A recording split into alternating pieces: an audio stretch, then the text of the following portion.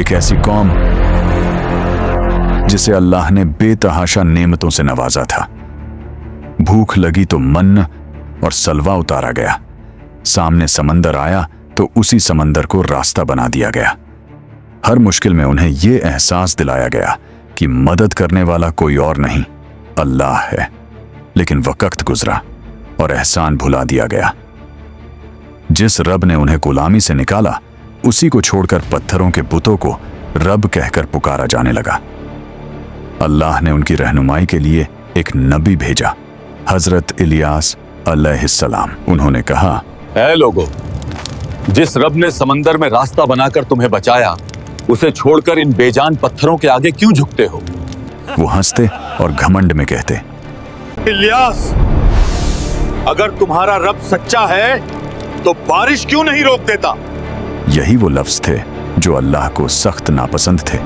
फिर हालात बदले, बारिश रोक दी गई, जमीन खुश्क हो गई और लोग पानी के लिए तड़पने लगे। तब इलियास अलैहिस्सलाम ने अल्लाह के हुक्म से एक खुला चैलेंज दिया और यहीं से फैसले का वक्त शुरू हुआ। आसमान से एक आग उतरी और उसने सब कुछ जला दिया। ये थे बनी इस्राइल, वही कौम जिसे अल्लाह ने तारीख के सबसे बड़े मौजज़े दिखाए। रिवायतों में आता है कि मूसा अलैहिस्सलाम के बाद जब यह कौम शाम के इलाके में बसी तो अल्लाह ने इस ज़मीन को उनके लिए जन्नत जैसा बना दिया था। तारीख की किताबों के मुताबिक हज़रत इलियास अलैहिस्सलाम जिस इलाके की तरफ भेजे गए, वह आज के लेबनान का मशहूर शहर बालबक था। यह एक बेहद सरसब्ज और शादाब इलाका था, जहां अल्लाह ने उन्हें जरखेज ज़मीनें, ठंडे पानी के चश्मे और बेतहाशा माल और दौलत से नवाजा था। बनी इस्राइल को अल्लाह ने ज़हनत, समझदारी और जिस्मानी ताकत भी अता की थी। लेकिन जब नेमतें हद से ज़्यादा और आम हो जाती हैं तो इंसान अक्सर उस रब को भूल जाता है जिसने उसे नेमतें दी थीं। शुक्र की जगह तकब्बुर ने ले ली। उनके दिलों में एक सोच पनपने लगी। वे घमंड में कहते, देखो, ये इमारतें और नेमातें हमारी मेहनत का नतीजा हैं। धीरे धीरे इस कौम के कदम सीधे रास्ते से डगमगाने लगे। उन्होंने आसमान के रब को छोड़कर अपने हाथों से तराशे हुए पत्थरों के आगे सर झुकाना शुरू कर दिया। यहीं से बुत परस्ती का वह दौर शुरू हुआ जिसने पूरी कौम को गफलत में डुबो दिया। जब तौहीद का रिश्ता कमजोर हुआ तो इंसान ने दूसरे सहारे तलाश किए। पत्थर तराशे गए, बुत बनाए गए और उन्हीं बुतों को रब कहकर पुकारा जाने लगा। ऐ हमारे महबूब, हमारी परेशानियों को दूर फरमा। वह मोड़ आ गया जहां गफलत सिर्फ भूल नहीं रही बल्कि इबादत बन चुकी थी। उसी दौर में बनी इस्राइल पर आखिरकार एक बादशाह मुसल्लत कर दिया गया। वह कोई मामूली हुक्मरान नहीं था, उसके पास ताकत भी थी और हुकूमत भी। उस बादशाह का नाम था अखयाब और उसके साथ थी उसकी मलिका इज़बेल। यह सिर्फ एक रानी नहीं थी, यह शिर्क की सबसे बड़ी सरपरस्त थी। हे हमारे माबूद, हमारी मुश्किलों को आसान फरमा। उसके हुक्म से पूरे इलाके का मजहबी नक्शा बदल दिया गया। शहर में एक बड़ा बुत खड़ा किया गया।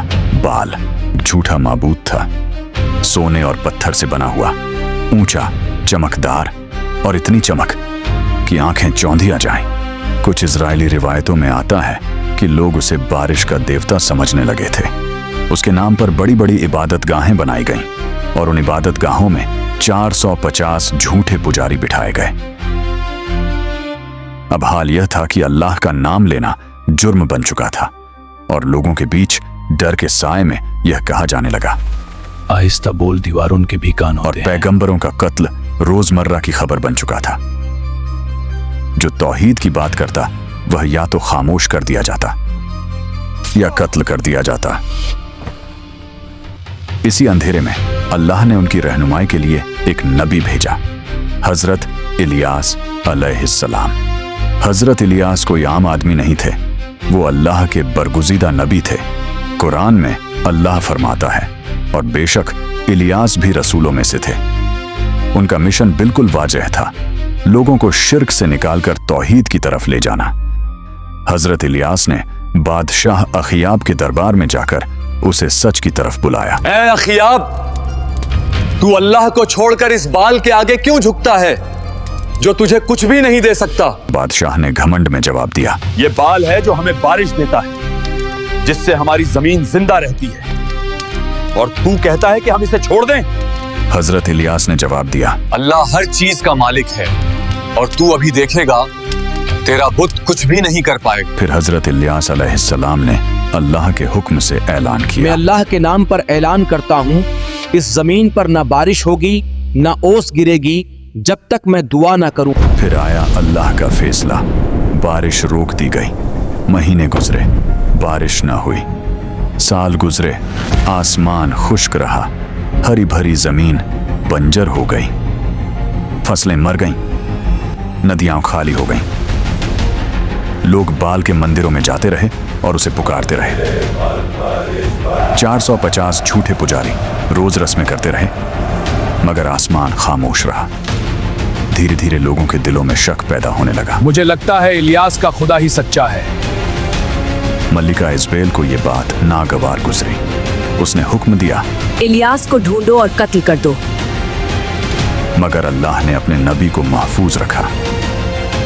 रिवायतों में आता है कि हजरत इलियास एक नदी के किनारे चले गए, जहां अल्लाह ने परिंदों के जरिए उन्हें खाना पहुंचाया। 3 साल गुजर गए। कहत अपने उरूज पर था और कौम तबाही के दहाने पर खड़ी थी। फिर अल्लाह का हुक्म आया, अब वक्त आ गया है। हजरत इलियास ने बादशाह को आखिरी फैसले का पैगाम भेजा। आखी, अब अपने 450 झूठे पैगंबरों को लेकर कूहे करमल पर आ जा। आज फैसला होगा, बाल सच्चा है या अल्लाह। अखी आपने सोचा ये मौका है, आज इलियास को सबके सामने शिकस्त देंगे। पूरी कौम कोहे करमल पर जमा हो गई। एक तरफ 450 झूठे पुजारी थे, दूसरी तरफ सिर्फ एक। हजरत इलियास ने बुलंद आवाज में कहा, ए लोगो, तुम कब तक 2 रास्तों पर चलते रहोगे? फिर फैसला तय हुआ। 2 कुर्बानियां तैयार की गईं। आग कोई नहीं लगाएगा, जो आसमान से आग भेज दे वही सच्चा रब होगा।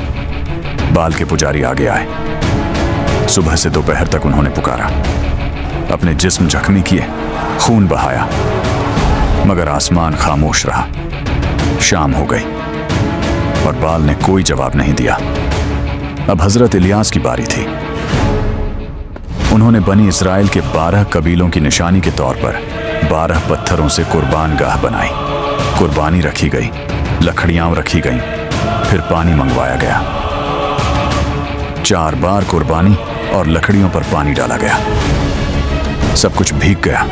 फिर हजरत इलियास ने अल्लाह से दुआ की और उसी लम्हे आसमान से आग उतरी। ऐसी आग कि कुर्बानी जल गई, लकड़ियां जल गईं, पत्थर जल गए, मिट्टी जल गई और सारा पानी भाप बनकर उड़ गया। लोग दहशत में जमीन पर गिर पड़े।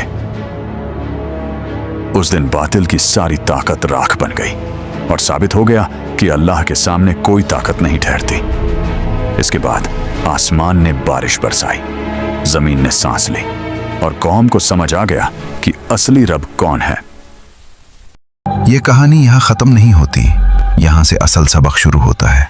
हजरत इलियास सिर्फ एक नबी नहीं थे, वो यकीन की अलामत थे। एक आदमी 450 के खिलाफ, मगर अल्लाह के साथ। ये वाक़या हमें सिखाता है, जब हक के साथ खड़े हो तो तादाद नहीं देखी जाती, यकीन देखा जाता है। मगर याद रखें, जब हक और बातिल का मुकाबला हो तो नतीजा पहले से तय होता है। आग आसमान से उतरती है और बातिल राख बन जाता है। अगर आपको भी ये वीडियो पसंद आई हो तो वीडियो को लाइक जरूर करें और चैनल को सब्सक्राइब करना ना भूलें।